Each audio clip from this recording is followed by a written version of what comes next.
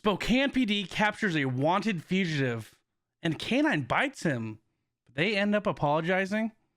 Now, this happened back in 2019, so let's dig a little bit since we have all the intel now. So I dug a little bit because I want to make sure I get all the information, and I actually found the official statement from Spokane Police Department, and they actually have a slideshow presentation. So we're just going to go over a couple points and then get into the video and break it down. So this happened on February 12th, 2019, approximately 12:30, 5th and Custer. These are the two officers involved, have a lot of specialties over their careers, and one canine. This is what we know about the suspect, and this is what a lot of the news people don't like to tell you. He had an active felony DOC escape warrant, meaning he was on Department of Corrections with his original charge, second-degree assault, so DOC is Department of Corrections. Escape warrant means he didn't meet with his PO, probation officer, and they issued a warrant. He had a current or an active felony warrant for unlawful possession of firearm and possession of controlled substance, meaning he was already a felon and was found to be in possession of a firearm. So he already now has history of having firearms, and he had an active warrant on it. He had 11 previous felony convictions, including secondary unlawful possession of firearm, second-degree assault, theft of a firearm, taking a motor vehicle without permission, first-degree theft, and second-degree theft, misdemeanor convictions of fourth-degree assault, and criminal trespass. Do you think the news is going to tell you about this? No. He had over 15 prior criminal convictions. Just say he's not your a 5-star kid. Right? More information we had that Officer Lesser knew prior to engaging to Lucas. That's the suspect's name, Lucas Ellerman. Should have probably said that first. So in WASIC, which is when we look up someone's name, this is what comes up when we look up their name in the computer system, that he's listed as a violent offender and he may be armed. Also, that he knew that in 2018, a DOC officer, Department of Corrections officer, was inside the Walmart in, I'm guessing, Spokane, observed Ellerman purchasing a 380 caliber ammunition. He's not just buying ammo just to play with it. DOC was unable to arrest him at the time, but was able to obtain video of Ellerman purchasing. Also in 2018, SPD arrested him for controlled substance with intent to distribute 7 counts. And then during that arrest, they found a 380 handgun. So they know he has a gun. He has ammo for the gun. He's been involved in 2 pursuits prior with Spokane PD. Had information by a CO or CI, confidential informant, that Ellerman was currently armed with a silver handgun. That he made several statements that he would not go back to jail. All right, so this is what we know about prior to the encounter. We knew that SPD, the PAC team, and U.S. Marshals were already conducting surveillance on Ellerman. A Chevy Silverado was observed leaving. They made an investigation stop, determined if Ellerman was inside the vehicle. Lesser and a couple of the officers stopped the truck. The driver of the vehicle complies and exits the vehicle. Ellerman is hiding in the back seat. He jumps into the driver's seat and flees from the area, and officers pursue. And that Ellerman slides into a snowbank, vehicles, and at a T intersection and then continues accelerating. This is when the body cam starts, what we're gonna watch. So let's go watch the video, take a deep dive with each other, and then let's break it down afterward. Probably not sound the first half because it's just how body cams work. Why? I don't know.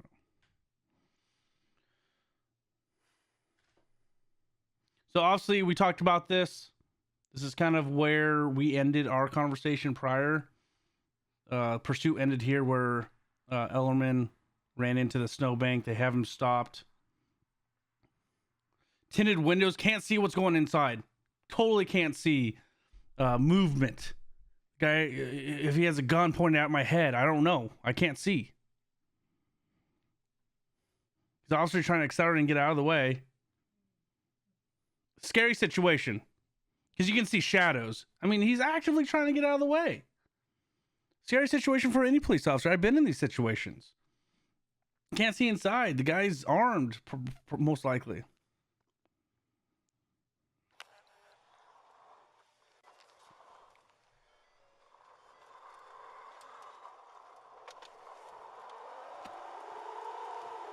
I'm watching this as we go too, so that's why my face is pointing this way, because I haven't watched the full thing. We're at Carnahan and yeah, that's why I am. Trying to pin him in. He's in a car smoking. Need some cars here as soon as we can get him.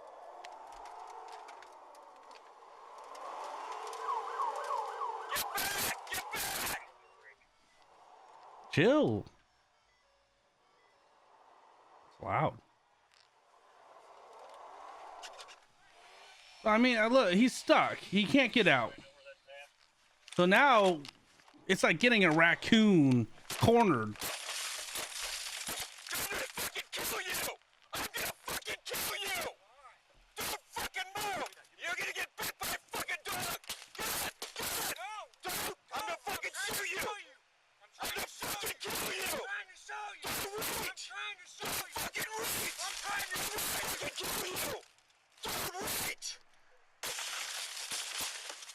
Get on the other side, Scott. No. I will fucking kill you. If you don't, do you understand me? You're done. I got a pistol. You're fucking done. He's got a gun. Blow my head. He's got a gun on me, Silas. Don't fucking move. Scott, get my dog. Take away what he said. Get the fuck out of here. I'm gonna put a bullet in your brain. Smoke this cigarette. Get out of here right now. I'm done fucking with you. Get out of here, you're gonna get bit! I'm coming, please don't. Get out of here, you're gonna get coming! I'm coming! No! I don't have a gun! Fuck you! Show me your hands!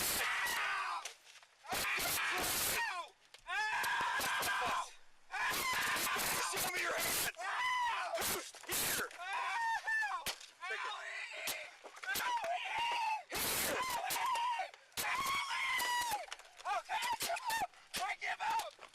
Play stupid games, you win stupid prizes.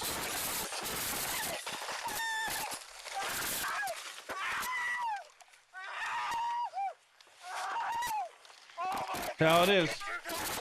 Get your dog!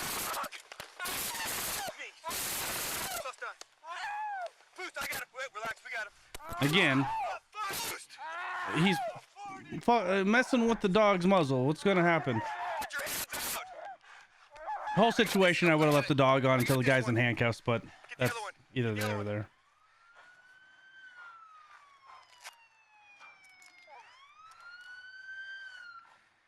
Overall, tactics probably weren't the best, but they did what they needed to do with what they had. Sucky position for tactics wise, but I mean, they're in a predicament and they handled it how they should have.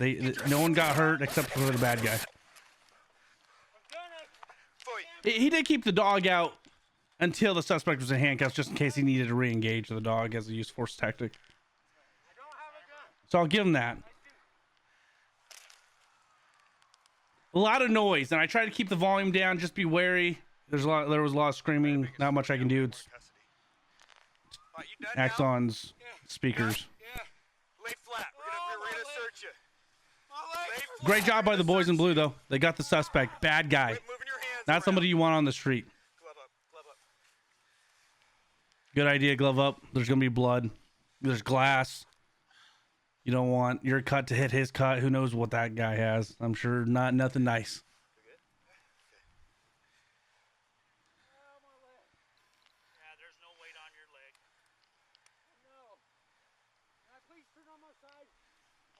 In a minute.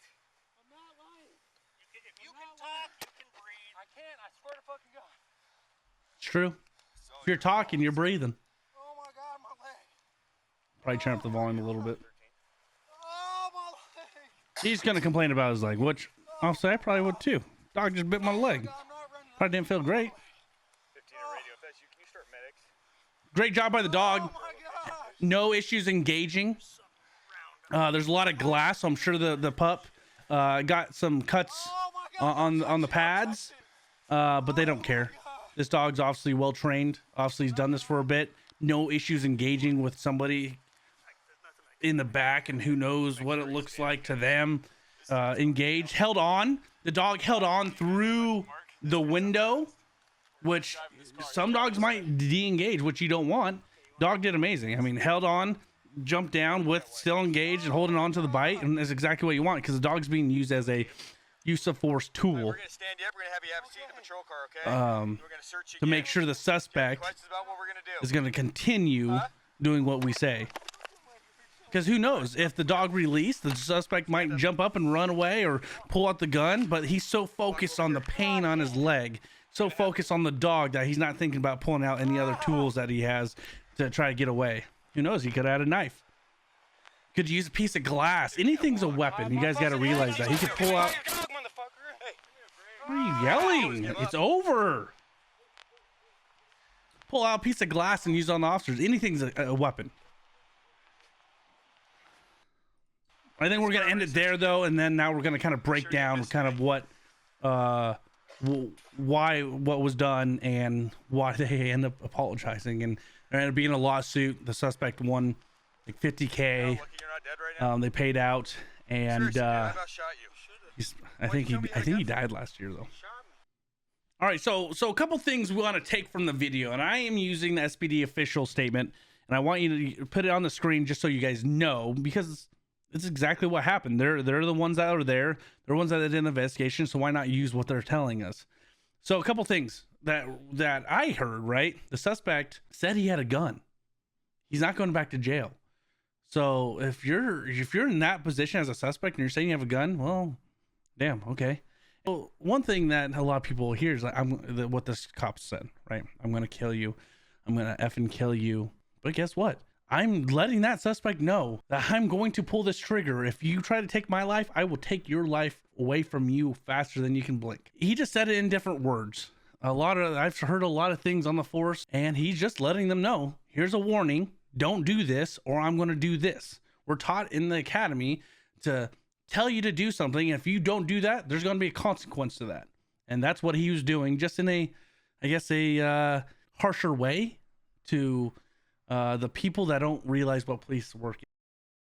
Sorry, my camera just broke for the cam link, and the quality is going to be a little bit worse, but we'll move on and we'll deal with it. It's not going to be as great as quality now from now on. But let's get back into it. So the other things to watch in the video that they want you to know, Elman jumps back concealed right when they get involved, and who knows what's back there in the back seat. We don't know if there's any other weapons. It's just other than a gun. It could be a hammer or a machete. Suspect Elman is not being compliant. The police give him hundreds of commands. Let me see your hands, get out of the vehicle, come out. They give him multiple opportunities to give up, but instead Elman decides to reach in his pocket, gets a cigarette, and the officer then decides to grab his canine, use that canine as a compliant tool, use a force tool to get the suspect out. And canine does exactly that. Does exactly what the dog's trained to do. No one gets hurt. Dog doesn't get hurt. Police officers don't get hurt. Suspect gets hurt. Play stupid games, win stupid prizes. So now we go to after the incident. There's an IA. There's an uproar of how the officers were talking to the suspect without actually looking into what actually happened. So IA does their whole thing, and here's what happened. Here's what the agency decided: that the pointing of firearms by both officers were in policy, canine utilization in policy, level 2 tactics in policy. Officer Lesser was outside policy with his demeanor by saying what he said. And the body cam activation, apparently they both had issues turning on the body cams. You're in a pursuit, you get in a pursuit, and sometimes you forget to turn on your body cam. That happens. But apparently they both had issues in the past, and so they did get knocked on their body cam, which you could see right when he gets in there, he remembers to turn on his body cam. His hand goes up to his chest and turns it on. So it's not that he probably didn't mean to, is that he just didn't think about it because he's involved in a chase with a bad suspect on a secondary team. They're not doing regular patrol. They're on a U.S. Marshals task force. So it happened. But what happens the next day? Officer Lesser leaves the canine program. Who knows what happened in the back doors? Trust me, I know very well what happens behind the doors. And I'm sure it wasn't his decision to leave the canine program, but he left the canine program, didn't leave the police force. And then the agency gives an apology, which for the actions of their officers in violent arrest, it just makes no sense to me. The officers did exactly what they did. They cussed a couple times saying what they said because the suspect was going to do what he's going to do. Who knows that what they said could have changed that suspect's mind of what he was going to do. He's probably like, holy crap, these guys mean business. I'm not going to fight them. But what happens after that? Well, let's go to the next page. Man involved in controversial canine arrest sues city of Spokane. And guess what Spokane does? They pay out $50,000 to the suspect due to his injuries, his surgery on his leg because it got infected.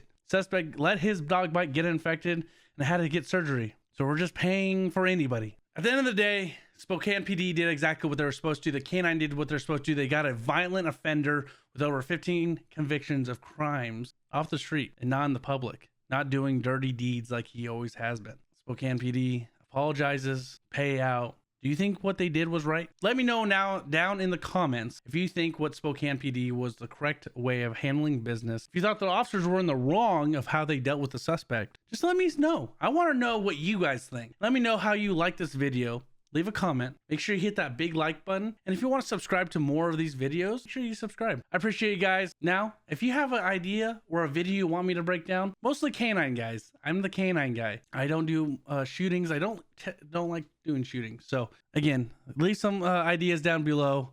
Join our Discord if you'd like to join the Discord. And I appreciate you guys. I hope you liked it. I'll see you in the next one.